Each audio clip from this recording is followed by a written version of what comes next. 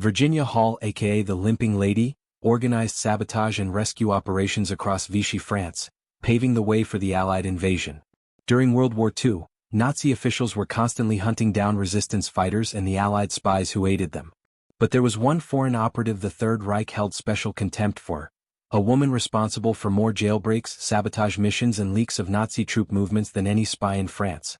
Her name was Virginia Hall, but the Nazis knew her only as the Limping Lady. "I would give anything to get my hands on that limping Canadian B. Klaus Barbie, the infamous Gestapo chief, reportedly grumbled to his henchmen. Despite his cruelest efforts, he never would. Virginia Hall wasn't Canadian, but she did walk with a pronounced limp, the result of a freak hunting accident that required the amputation of her left leg below the knee.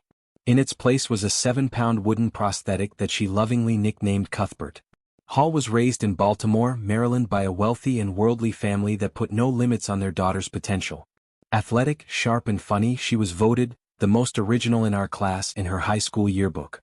She began her college studies at Barnard and Radcliffe, but finished them in Paris and Vienna, becoming fluent in French, German and Italian with a little Russian on the side.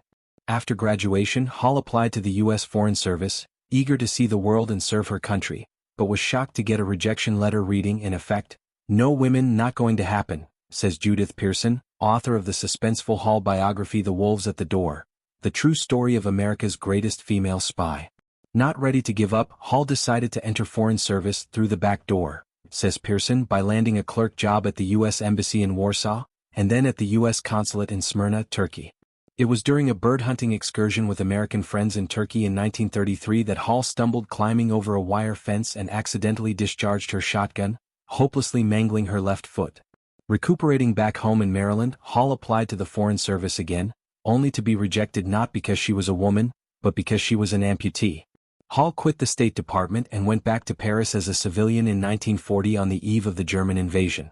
She drove ambulances for the French army and fled to England when France capitulated to the Nazis. At a cocktail party in London, Hall was railing against Hitler, says Pearson, when a stranger handed her a business card and said, "If you're really interested in stopping Hitler, come and see me." The woman was none other than Vera Atkins, a British spymaster believed to be Ian Fleming's inspiration for Miss Moneypenny in the James Bond series. Atkins, who recruited agents for Winston Churchill's newly created Special Operations Executive, SOE, was impressed with Hall's first-hand knowledge of French countryside, her multi-language fluency and her unflappable moxie. In 1941, Hall became the SOE's first female resident agent in France, complete with a fake name and forged papers as an American reporter with the New York Post. She quickly proved exceptionally skilled at not only radioing back information on German troop movements and military posts, but also at recruiting a network of loyal resistance spies in central France. The mission of the SOE was to set Europe ablaze, with guerrilla sabotage and subversion tactics against the Nazi forces. What 1940s spy craft lacked in technological sophistication, it made up in creativity. The BBC would insert coded messages into its nightly news radio broadcasts. Hall would file news stories with her editor in New York embedded with coded missives for her SOE bosses in London. In Lyon, Hall would put a potted geranium in her window when there was a pickup to be made, says Pearson, who spoke to some of Hall's aging compatriots in France. And the pickup would be a message behind a loose brick in a particular wall, or it might be go to a certain cafe, and if there's a message, the bartender would give you a glass with something stuck to the bottom of it. Hall became so notorious to Nazi leaders that the Gestapo dubbed her the most dangerous of all Allied spies. When Barbie and the Gestapo distributed wanted posters for the Limping Lady, Hall fled the country the only way she could, a grueling 50-mile trek over the Pyrenees Mountains southward into Spain. Her Spanish guides first refused to take a woman, let alone an amputee, but she would not be deterred. The November weather was bitter cold and her prosthetic was agonizing.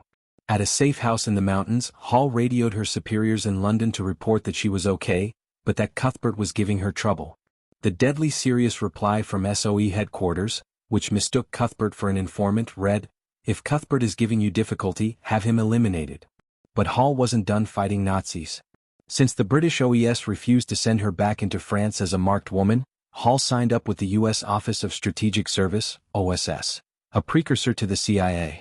In 1944, months before the D-Day invasion at Normandy, Hall rowed a British torpedo ship to France, and disguised as a 60-year-old peasant woman, crisscrossed the French countryside organizing sabotage missions against the German army. In one OSS report, Hall's team was credited with derailing freight trains, blowing up 4 bridges, killing 150 Nazis and capturing 500 more. After the war, Hall was awarded the Distinguished Service Cross, one of the highest U.S. military honors for bravery in combat. She was the only woman to receive the award during World War II. Back home, she continued to work for the CIA until her mandatory retirement at age 60. Hall passed away in 1982, and because she eschewed attention and praise, even some of her closest family members didn't know the full extent of her daring escapades in Vichy France. Pearson says Hall was a spy to the end. I held a memo in my hand from General William Donovan, head of the OSS during World War II from the 1950s, in which he told Virginia, "Okay, you can talk now." But she still didn't, says Pearson. That was how Virginia lived.